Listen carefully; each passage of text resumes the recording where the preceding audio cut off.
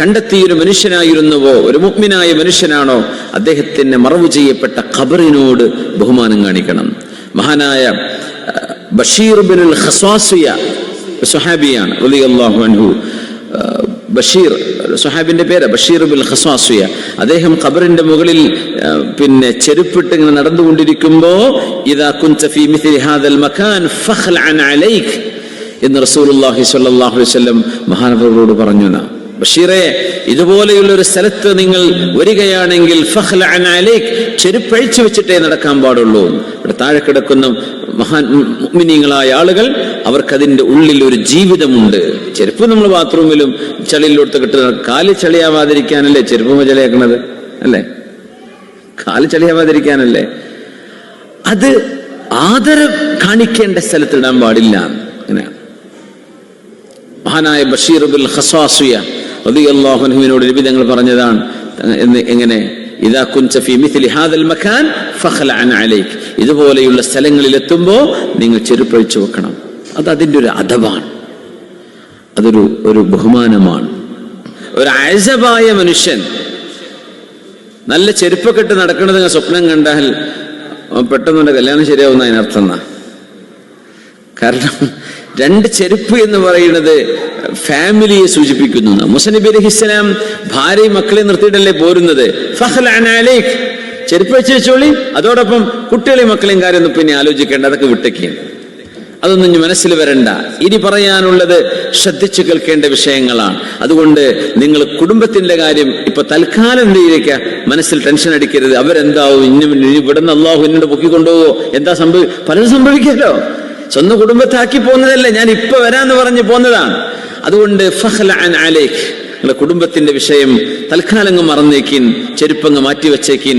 ഇത് രണ്ടും ആ സ്ഥാനത്ത്, ആ കോണ്ടെക്സ്റ്റിൽ അത് രണ്ടിനും അർത്ഥമുണ്ടെന്നാണ്. ബിസ്മില്ലാഹിർ റഹ്മാനിർ റഹീം. ഫലമ്മാ അതാഹാ നൂദിയ യാ മൂസാ ഇന്നി അന റബ്ബുക ഫഖ്ലഅൻ അലൈക് ഇന്നക ബിൽവാദിൽ മുഖദ്ദസി തുവാ.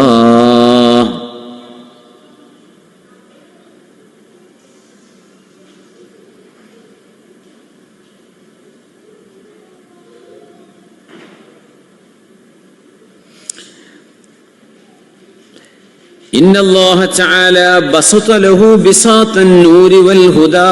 അല്ലാഹു മൂസ നബി അലൈഹിസ്സലാമിനെ പ്രകാശത്തിന്റെയും ഹിദായത്തിന്റെയും വിരിപ്പ് അവിടെ വിരിച്ചു കൊടുത്തിരിക്കുകയാണ്. കാർപ്പറ്റ്, അല്ലാഹു അവിടെ ഹിദായത്തിന്റെ കാർപ്പറ്റ് വിരിച്ചു കൊടുത്തിരിക്കുകയാണ് മൂസ നബി അലൈഹിസ്സലാമിനെ. വലാ യംബഗി അൻ യതഅ ബിസാത റബ്ബിൽ ആലമീൻ ബിബനഅലി.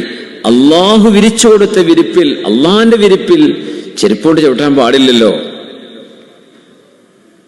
അതുകൊണ്ടുമാവാം മൂസ അലൈഹിസ്സലാമിനോട് ചെരുപ്പഴിച്ചു വെക്കാൻ വേണ്ടി പറഞ്ഞത്. ഇനി സാന്ദർഭികമായിട്ട് പറയാണ്, അത് ഇതുമായിട്ട് ബന്ധമൊന്നുമില്ല. പക്ഷെ നമ്മളെ നാട്ടിലൊക്കെ ചെരുപ്പിട്ട് മനുഷ്യന്മാരെ വീട് കേടെടുത്തുന്ന പരിപാടിയുണ്ട്, കല്യാണത്തിനും കുടിരിക്കലിനും. അത് ചെയ്യാൻ പാടില്ലാത്ത കാര്യമാണ്.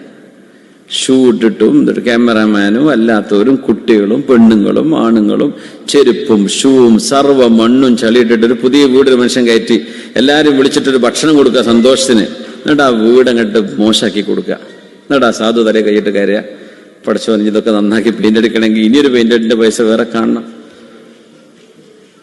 എത്ര നജസ് ഉണ്ടാവും, എത്ര ചളി ഉണ്ടാവും. അത് കാർപ്പറ്റിലും അടുക്കളയിലും ബെഡ്റൂമിൽ വരെ ഷൂ ഒക്കെ വെച്ചിട്ട് ഇങ്ങനെ ഇരിക്കണ കാണാം മഹാന്മാർ. വലിയ തെറ്റാണത്, ചെയ്യരുത്. ചെരുപ്പ് നഷ്ടപ്പെട്ടു എന്നാണോ പേടി? ചെരുപ്പ് നഷ്ടപ്പെടുന്നില്ല, പോകാനുള്ളത് കാൽമുന്നേരെ ഊരിക്കൊണ്ടോ, അത് വേറെ വിഷയം അല്ലേ. അവിടെ ഉണ്ടാകും. ചെരുപ്പ് കള്ളന്മാരൊക്കെ ഇപ്പൊ കുറഞ്ഞിട്ടുണ്ട്, പഴയ പോലെ അത്ര അല്ലേ. നമ്മൾ മനുഷ്യന്മാരെ ചീപ്പാക്കാൻ പാടില്ല, ഡീസന്റ് ആയിട്ടുണ്ട്.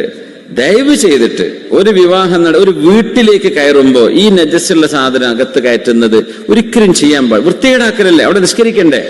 പ്രായമുള്ള ഉമ്മമാരുണ്ടാവും, അവർക്ക് അവിടെ വിരിച്ച് നിസ്കരിക്കേണ്ടി വരും. പെണ്ണുങ്ങൾക്ക് നിസ്കരിക്കണ്ടേ വീട്ടിൽ നിന്ന്? സർവ്വ ആളുകളും ചെരുപ്പിട്ട് കയറാൻ വീടങ്ങ് മോശമാക്കി കൊടുത്താൽ എത്ര വിലപിടിപ്പുള്ള, ഒന്ന് പൈസക്ക് നഷ്ടം, മറ്റൊന്ന് വൃത്തികേട്.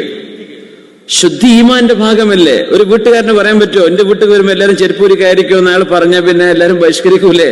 അപ്പൊ ആ സാധു മിണ്ടാണ്ടിരിക്കും, നെഞ്ചു പൊളിയുന്നുണ്ടാവും. അല്ലെങ്കിൽ പിന്നെ ആരെങ്കിലും രണ്ടാള് ആ പെരക്കാർക്ക് വേണ്ടി ഒന്ന് പുറത്തു നിൽക്കാൻ മക്കളെ ചെരുപ്പ് അഴിച്ച് കയറിക്കോളൂട്ടോ, ഇതങ്ങ് പറയാൻ എന്താ കുഴപ്പം? ഒരിക്കലും വൃത്തികേടാക്കരുത്. അതും മഴയത്തൊക്കെ, നമ്മുടെ നാട്ടിലെ മഴ അറിയില്ലേ, ചളിയും അതൊക്കെ ഇട്ടങ്ങനെ അടിച്ചങ്ങനെ അകത്തേക്കണ്ട കയറണം. റബ്ബെ നെഞ്ചു പൊളിയും. നമ്മളൊക്കെ വീട് കുടിക്കലിന് പോകുമ്പോൾ ചെരുപ്പിട്ടോളി എന്ന് പറയും. ഞാൻ ഇടൂല എന്ന് പറയും. നമുക്കിത് ഇടാൻ തോന്നുന്നില്ല. ഒരു മനുഷ്യന്റെ വീടല്ലേ വൃത്തികേടാക്കുന്നത്. പിന്നെ ചിലർ നമുക്ക് കാല് ഊരിയാ നമ്മുടെ കാല് ചളിയാ പോകുന്ന അവസ്ഥയിൽ ഒരു സ്ഥലത്ത് അങ്ങനെ ഉണ്ടായിരുന്നു. അപ്പൊ ഞാൻ ചെരുപ്പിട്ടിട്ടുണ്ട്. ഞാൻ നെഞ്ചു പൊളിയുന്നു. ഞാൻ പറഞ്ഞു പറ്റുന്നില്ല. അതുകൊണ്ട് ദയവ് ചെയ്ത് നമ്മൾ വീടുകളിൽ കല്യാണത്തിനും സൽക്കാരത്തിനും വീട് കുടിരിക്കലിനും ഹൗസ് വാമിങ്ങിനൊക്കെ പോകുമ്പോഴേ ആ വീട്ടുകാരുടെ വീട് വൃത്തികേടാക്കി കൊടുക്കരുത്. പുറത്തയച്ചു വെക്കുക. എന്നിട്ട് അതിനും പുറമുണ്ട് ചുമരുമ ഷൂ ഇങ്ങനെ വെച്ചിട്ടൊരു നൃത്തം. ആ പ്രിന്റ് അങ്ങനെ ഉണ്ടാവും ചുമരുമ. യാ അല്ലാഹ്, ഫഖ്ലഅൻ അലൈക് ഫഇന്നക ബിൽവാദിൽ മുഖദ്ദസ്. ഒരു വൃത്തിയുള്ള സ്ഥലത്തേക്ക് എത്തുമ്പോൾ ചെരുപ്പ് അഴിച്ചു വെക്കൽ ഒരു മര്യാദയാണ്. ഒരു മസ്ജിദ്, ഒരു വൃത്തിയുള്ള കാർപ്പറ്റ് എന്ന് വിചാരിക്കാം. ചളി ഉണ്ടോ നമ്മുടെ ഷൂല്? ചവിട്ടണ്ട, മാറി നിൽക്കുക. എന്തിനു വൃത്തികേടാക്കണം? വൃത്തി ഈമാനിന്റെ ഭാഗമല്ലയോ? അതുകൊണ്ട് ശ്രദ്ധിക്കണം എന്ന് സൂചിപ്പിക്കുകയാണ്.